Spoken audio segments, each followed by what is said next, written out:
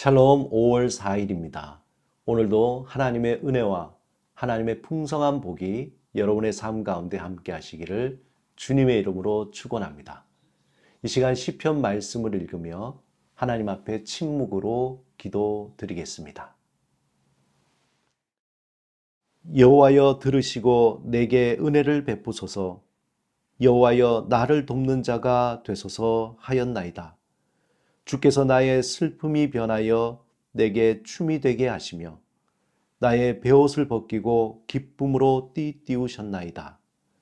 이는 나의 잠잠하지 아니하고 내 영광으로 주를 찬송하게 하심이니 여호와 나의 하나님이여 내가 주께 영원히 감사하리이다.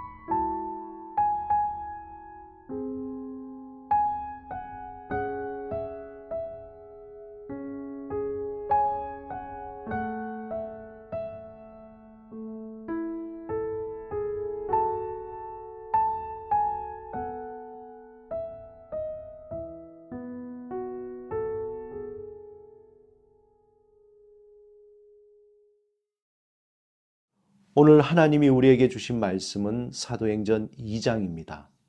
먼저 성령 충만함을 사모하며 사도행전 2장을 마음을 다해 읽겠습니다. 사도행전 2장.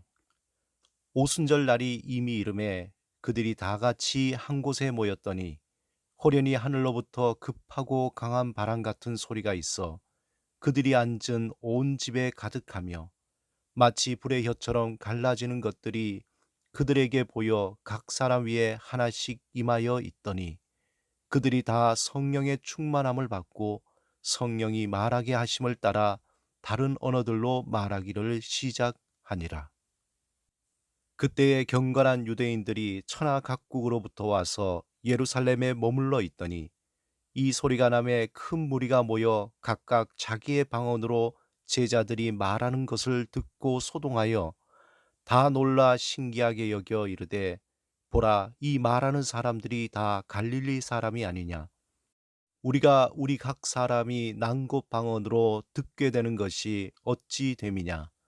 우리는 바데인과 메데인과 엘람인과 또 메소보다미아, 유대와 갑바도기아, 본도와 아시아, 부르기아와 밤빌리아, 애국과 및 구레네에 가까운 리비아 여러 지방에 사는 사람들과 로마로부터 온 나그네 곧 유대인과 유대교에 들어온 사람들과 그레데인과 아라비아인들이라. 우리가 다 우리의 각 언어로 하나님의 큰 일을 말함을 듣는도다 하고 다 놀라며 당황하여 서로 이르되 이 어찌 된 일이냐 하며 또 어떤 이들은 조롱하여 이르되 그들이 세술에 취하였다 하더라. 베드로가 11사도와 함께 서서 소리를 높여 이르되 유대인들과 예루살렘에 사는 모든 사람들아, 이 일을 너희로 알게 할 것이니 내 말에 귀를 기울이라. 때가 제3시니 너희 생각과 같이 이 사람들이 취한 것이 아니라 이는 곧 선지자 요엘을 통하여 말씀하신 것이니 일렀으되 하나님이 말씀하시기를 말세에 내가 내 영을 모든 육체에 부어주리니 너희의 자녀들은 예언할 것이요 너희의 젊은이들은 환상을 보고 너희의 늙은이들은 꿈을 꾸리라. 그때 내가 내 영을 내 남종과 여종들에게 부어주리니 그들이 예언할 것이요 또 내가 위로 하늘에서는 기사를 아래로 땅에서는 징조를 베풀리니 곧 피와 불과 연기로다. 주의 크고 영화로운 날이 이르기 전에 해가 변하여 어두워지고 달이 변하여 피가 되리라. 누구든지 주의 이름을 부르는 자는 구원을 받으리라 하였느니라. 이스라엘 사람들아 이 말을 들으라.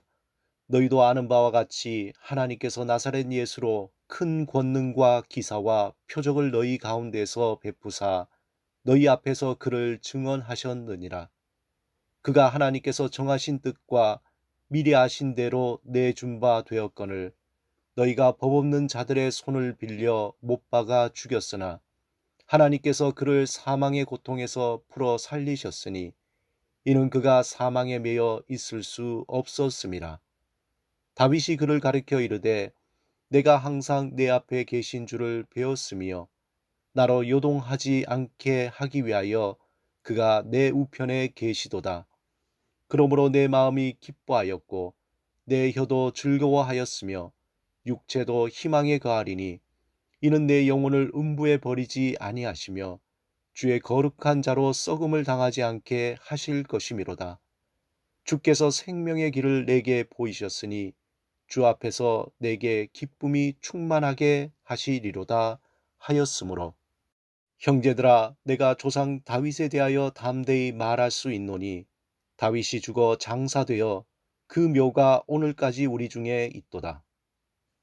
그는 선지자라 하나님이 이미 맹세하사 그 자손 중에서 한 사람을 그 위에 앉게 하리라 하심을 알고 미리 본 고로 그리스도의 부활을 말하되 그가 음부에 버림이 되지 않고 그의 육신이 썩음을 당하지 아니하시리라 하더니 이 예수를 하나님이 살리신지라 우리가 다 이 일의 증인이로다. 하나님이 오른손으로 예수를 높이심에 그가 약속하신 성령을 아버지께 받아서 너희가 보고 듣는 이것을 부어 주셨느니라. 다윗은 하늘에 올라가지 못하였으나 친히 말하여 이르되 주께서 내 주에게 말씀하시기를 내가 내 원수로 내 발등상이 되게 하기까지 너는 내 우편에 앉아 있으라 하셨도다 하였으니 그런즉 이스라엘 온 집은 확실히 알지니 너희가 십자가에 못 박은 이 예수를 하나님이 주와 그리스도가 되게 하셨느니라 하니라. 그들이 이 말을 듣고 마음에 찔려 베드로와 다른 사도들에게 물어 이르되 형제들아 우리가 어찌할꼬 하거늘 베드로가 이르되 너희가 회개하여 각각 예수 그리스도의 이름으로 세례를 받고 죄 사함을 받으라. 그리하면 성령의 선물을 받으리니 이 약속은 너희와 너희 자녀와 모든 먼데 사람 곧 주 우리 하나님이 얼마든지 부르시는 자들에게 하신 것이라 하고 또 여러 말로 확증하며 권하여 이르되 너희가 이 패역한 세대에서 구원을 받으라 하니 그 말을 받은 사람들은 세례를 받으며 이날에 신도의 수가 3천이나 더하더라. 그들이 사도의 가르침을 받아 서로 교제하고 떡을 떼며 오로지 기도하기를 힘쓰니라. 사람마다 두려워하는데 사도들로 말미암아 기사와 표적이 많이 나타나니 믿는 사람이 다 함께 있어 모든 물건을 서로 통용하고 또 재산과 소유를 팔아 각 사람의 필요를 따라 나눠주며 날마다 마음을 같이하여 성전에 모이기를 힘쓰고 집에서 떡을 떼며 기쁨과 순전한 마음으로 음식을 먹고 하나님을 찬미하며 또 온 백성에게 칭송을 받으니 주께서 구원받는 사람을 날마다 더하게 하시니라. 사도행전을 성령 행전이라고도 합니다. 예수님이 약속하신 성령이 제자들에게 임하시고 이제 제자들을 통해서 예수님이 우리를 죄에서 자유케 하시는 구원자이시며 또한 우리의 삶을 다스리시는 주인이심을 증거하게 하셨습니다. 2장 1절에서 4절에 보면 오순절날 제자들이 모인 곳에 약속하신 성령님이 임하셨습니다. 그 광경을 매우 신비롭게 또한 경이롭게 표현하고 있습니다. 마치 불의 혀처럼 갈라지는 것들이 제자들의 눈에 보였습니다. 그리고 그 불이 각 사람 위에 임하더니 성령에 사로잡히게 되면서 신비롭게도 모든 사람들이 다른 언어로 말을 하기 시작합니다. 이때 그곳에 온 경건한 유대인들과 각국에서 온 사람들이 어디에서 큰 소리가 나기에 그곳에 와서 보니 제자들이 자기들이 알아들을 수 있는 언어로 말을 하는 것을 보게 됩니다. 분명히 제자들은 유대 갈릴리 사람들인데 그들이 말하는 것은 자신들의 나라 말로 하는 아주 신비로운 현상을 보고 듣게 된 것입니다. 그때 베드로가 제자들과 함께 일어나서 말씀을 선포합니다. 성령의 충만함을 받은 베드로는 지금 일어나는 이 현상이 즉각 성경 요엘의 선지자 예언을 인용하면서 모인 사람에게 그 말씀을 선포합니다. 종말의 때에 하나님의 영, 즉 성령이 임할 때에 자녀들은 예언을 하고 젊은이들은 환상을 보며 늙은이들은 꿈을 꾸게 되리라는 예언이 지금 임하였다는 것입니다. 사도 베드로는 예수 그리스도의 죽음과 부활과 그리고 승천을 통해서 새로운 세상이 열리게 되고 성령이 제자들에게 임하심으로 하나님의 새로운 부르심이 시작되었다는 것을 선포하고 있습니다. 본문 21절에 누구든지 주의 이름을 부르는 자는 구원을 받으리라. 하나님의 부르심을 특정한 어떤 권세나 지위나 학식이나 도덕적인 의로운 사람들, 그들의 부르심이 아니라 모든 사람들의 부르심을 분명히 말하고 있습니다. 누구든지 주의 이름을 부르는 자. 하지만 모든 사람 중에 오직 주의 이름을 부르는 자라고 제안하고 있습니다. 즉 주께로 돌아와서 주님께 복종하는 자만이 구원을 받을 수 있다는 것입니다. 특히 본문에서 주라고 표현한 것은 헬라어의 퀴리오스인데 당시 이 말은 이 호칭은 오직 황제에게 붙여진 호칭입니다. 주라고 부른다는 것은 자신의 생명과 모든 삶을 내놓는다는 것을 의미하는데 그런데 이 호칭을 예수 그리스도에게 붙였다는 것은 당시로서는 황제 모독이며 불경한 행위였습니다. 그러므로 주 예수 그리스도를 주라고 부르는 자는 자신의 생명과 삶을 모두 주님께 내어드리며 따르겠다고 결정한 사람입니다. 하나님은 그러한 사람을 구원하신다는 겁니다. 단순히 입술로 예수 그리스도를 주님으로 부른다는 그러한 의미가 아닌 것입니다. 베드로는 예수 그리스도가 우리의 구원자요 주인이 되심을 본문 22절에서 36절까지 아주 길게 설명합니다. 그 말을 들은 사람들이 마음에 찔려 회개하고 예수 그리스도의 이름으로 세례를 받으며 새로운 삶을 시작하게 됩니다. 그러자 놀랍게도 그들에게 성령이 임하시고 그들은 이전과 전혀 다른 삶을 살게 됩니다. 그들의 그 새로운 삶은 오늘 본문 43절에서 47절에 보여주고 있습니다. 그들은 자신의 것을 자신의 것으로 여기지 아니하고 필요를 따라 자신의 것을 나눠주게 됩니다. 또한 그들은 날마다 마음을 같이해서 성전에 모이기를 힘쓰고 함께 식사를 나누고 주의 만찬을 나누며 하나님을 찬양하고 예배하기에 힘썼다는 것입니다.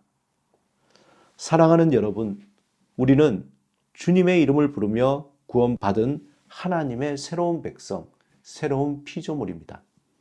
예수 그리스도가 우리의 구원자이시며 주인이심을 고백하고 그의 말씀에 복종하기로 결단한 사람입니다. 예수의 이름으로 세례를 받고 성령이 우리 안에 거하는 새로운 하나님의 백성입니다. 하지만 주님의 이름을 부르는 결단이 어떤 과거의 한 시점에서만 일어나는 것이 아니라 날마다 우리에게 일어나야 될 사건입니다. 날마다 주님이 나의 구원자이시며 삶의 주인이심을 고백해야 합니다.